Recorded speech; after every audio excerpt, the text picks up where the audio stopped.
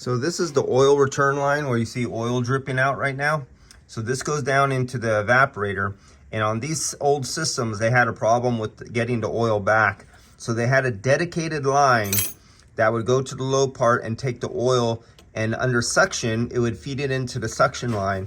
So oil would return back to the compressor. And that's this little, this is a retrofit kit. We got to find out what's wrong with that. Let me see the inside of it.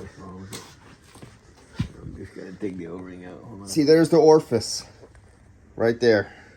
That's the orifice. So this is your permanent restriction, and orifices suck. I would like to convert it over to an expansion valve, but we have to have this oil return block in there. Yeah, but some expansion valves have that, don't they? Some expansion valves, some systems did have that.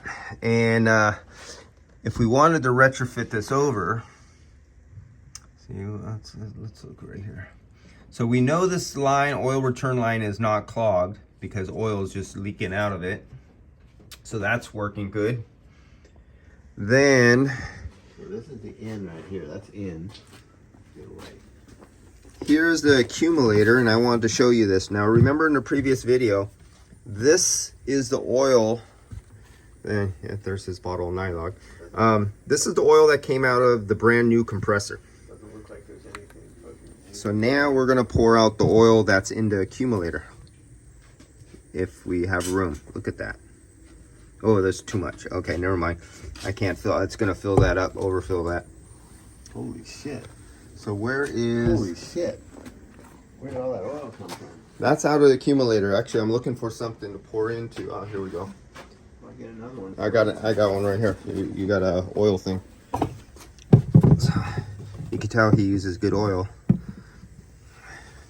Isn't that fucking, that's too much oil, isn't it? Well, they hold a bit of oil down in the bottom.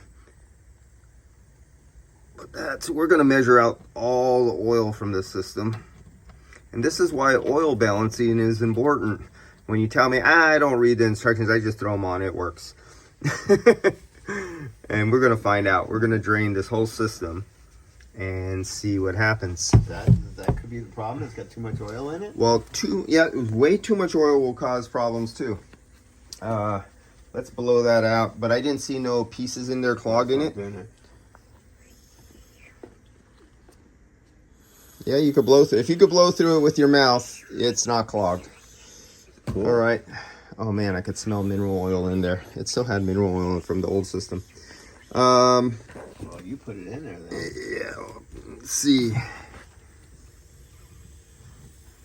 Yeah, but this was not the sit. Now check this out. That oil sits on top of that oil. Well, yeah, the oil's that's from the other compressor. Yeah, one is from the other one. This is from the old. This is from that other compressor that was different. And it's like oil and water. Okay, so. But that just shows you guys that these two oils, they don't mix. Even though I poured in that oil into that other one, One's lighter than the other one. one just mixes, doesn't mix right on top of it. The green oil is lighter than the other oil. And what else? But that was from this compressor here. Totally different compressor for a different application.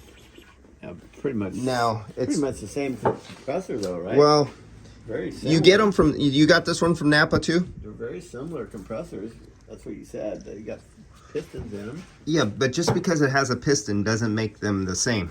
It's the clearances, the way they machine them, determines the Okay, type of oil. Should I put this back on now?